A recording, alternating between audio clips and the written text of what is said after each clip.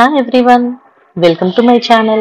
ఈ రోజు సెషన్ లో Osmania university degree second year third semester prepositional phrases అనే గ్రామర్ టాపిక్ గురించి చెప్పుకుందాం.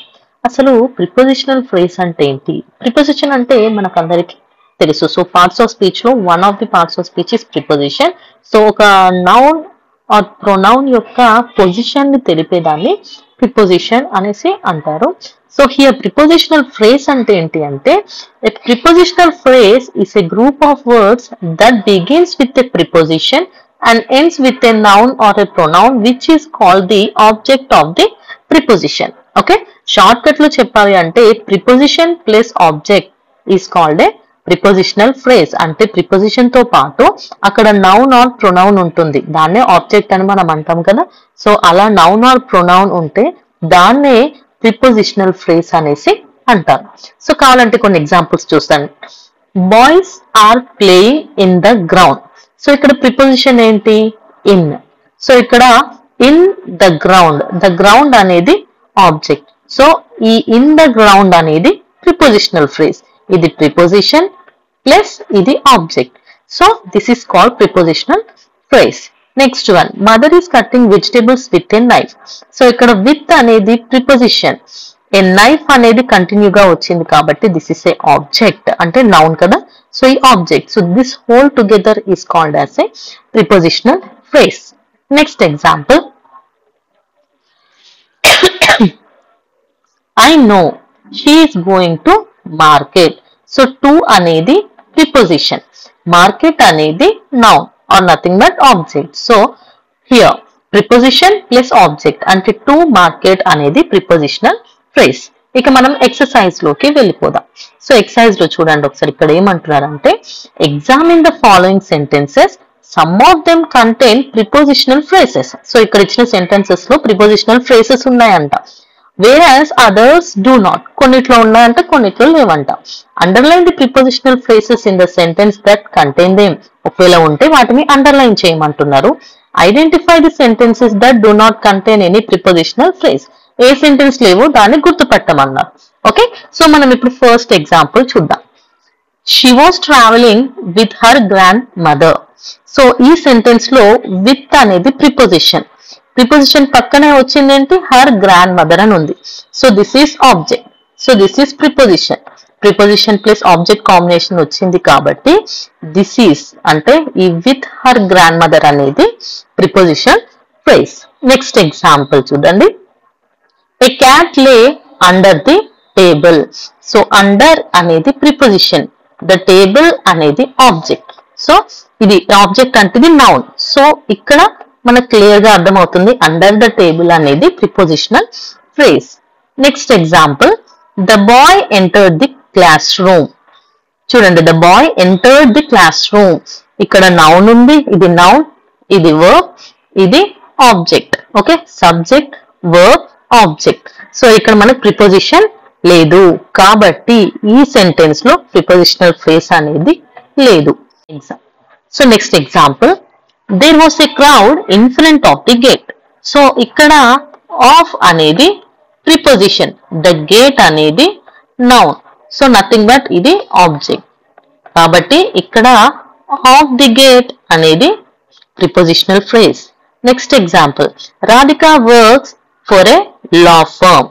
సో ఇందులో ఫర్ అనేది ప్రిపోజిషన్, ఏ లా ఫర్మ్ అనేది object. So for a law firm అనేది prepositional phrase. Next one, for the sake of his daughter he decided to stay అని ఉంది. Okay, so ఇక్కడ చూడండి ప్రిపోజిషన్ ఎక్కడ ఉంది? of his daughter. Okay, so ఇక్కడ ఇది ప్రొనౌన్ కాబట్టి ఇక్కడ మనకు ఎలా అయితే preposition plus noun are pronoun అన్నారో అది అగ్రీ అయింది కాబట్టి ఇక్కడ of his daughter అనేది prepositional phrase. Next example, when I was young I was very foolish. Okay, so ఇక్కడ వెన్ ఐ వాస్ యంగ్ అని ఉంది, ఐ వాస్ వెరీ ఫూలిష్ అంది. ఇక్కడ ఎలాంటి ప్రిపోజిషన్ అనేది లేదు. So there is no preposition here. And next one, I will meet you at the station అని ఉంది. అట్ అనేది ప్రిపోజిషన్, ద స్టేషన్ అనేది place, nothing but a noun.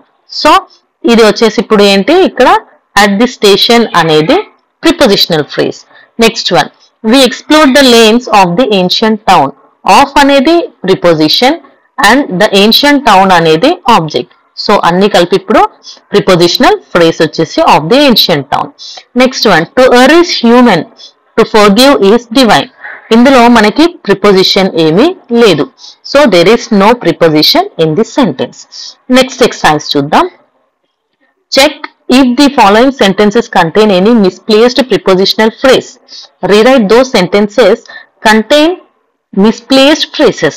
So ఇక్కడ ఇచ్చిన సెంటెన్సెస్ లో మిస్ప్లేస్ చేశారంట, అంటే తప్పు వేరే రాంగ్ ప్లేస్ లో రాశారు ప్రిపోజిషనల్ ఫ్రేసెస్ ని, దాన్ని రీరైట్ చేయండి ఒకవేళ తప్పుగా ఉంటే అని అన్నారు. సో ఫస్ట్ ఎగ్జాంపుల్ చూద్దాం. This lamp is believed to make wishes come true from Arabia. So ఇక్కడ చూడండి, ఫ్రమ్ అరేబియా టూ అని చూసేస్తే మీకు అనిపిస్తాయి ఇక్కడ టూ ఉంది, సో ఇది కూడా ప్రిపోజిషనల్ ఫ్రేస్ అవ్వచ్చు కదా అంటే టూ పక్కన మేక్ ఉంది, సో మేక్ అనేది వర్బ్ కాబట్టి ఇది ప్రిపోజిషనల్ ఫ్రేస్ కాదు. ఫ్రమ్ అరేబియా, సో ఇది ప్రిపోజిషన్, ఇది అరేబియా అనేది ప్లేస్, సో నౌన్ కాబట్టి ఇది ఆబ్జెక్ట్. సో ఇది వచ్చేసి ఇప్పుడు ప్రిపోజిషనల్ ఫ్రేస్. కాబట్టి ఈ ప్రిపోజిషనల్ ఫ్రేస్ ఎక్కడ రావాలి, కరెక్ట్ ప్లేస్ దిస్ ల్యాంప్ పక్కన ఈ సెంటెన్స్ ఈ వర్డ్ రావాలి prepositional phrase. This lamp from Arabia is believed to make wishes come true. అర్థమైంది కదా, దిస్ ల్యాంప్ తర్వాత ఫ్రమ్ అరేబియా ప్రిపోజిషనల్ ఫ్రేస్ ఇక్కడ రాయాలి. నెక్స్ట్ ఎగ్జాంపుల్ చూడండి. Did you see the medals that Vimala won in the living room. Okay, so ఇక్కడ చూడండి in అనేది preposition, the living room అనేది ఆబ్జెక్ట్. సో ఇక్కడ ప్రిపోజిషనల్ ఫ్రేస్ వచ్చేసి in the living room. So దీన్ని ఎక్కడ రాయాలి అంటే did you see the medals, ఇక్కడ ఈ ప్లేస్ లో మనం did you see the medals పక్కన రాయాలి. సో ఈ ప్లేస్ లో did you see the medals in the living room that Vimala one అనేది ఆన్సర్. నెక్స్ట్ ఎగ్జాంపుల్ చూడండి. The song Vande Mataram compares the nation to a mother by Bankim Chandra Chatterjee అనుంది. So ఇక్కడ చూస్తే by Bankim Chandra Chatterjee అనేది ప్రిపోజిషనల్ ఫ్రేస్. సో దీన్ని ఎక్కడ యాడ్ చేయాలి అంటే the song Vande Mataram. Okay, ఇక్కడ మనం దీన్ని యాడ్ చేయాలి. The song Vande Mataram by Bankim Chandra Chatterjee compares the nation to a mother.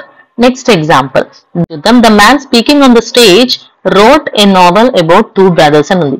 So on the stage అనేది ప్రిపోజిషనల్ ఫ్రేజ్ అండ్ ఇది కరెక్ట్ ప్లేస్ లోనే ఉంది కాబట్టి దీనికి చేంజెస్ ఏమీ అవసరం లేదు. సో ఈ సెంటెన్స్ అనేది కరెక్టే ఉంది. Next example. The water was dirty in the bottle. Okay, so in the bottle అనేది prepositional phrase. So the water was dirty in the bottle కాదు, the water in the bottle was dirty అనేది correct answer. Okay, so this is all about the prepositional phrases. Hope you all understood my class. Thank you for watching. Bye bye.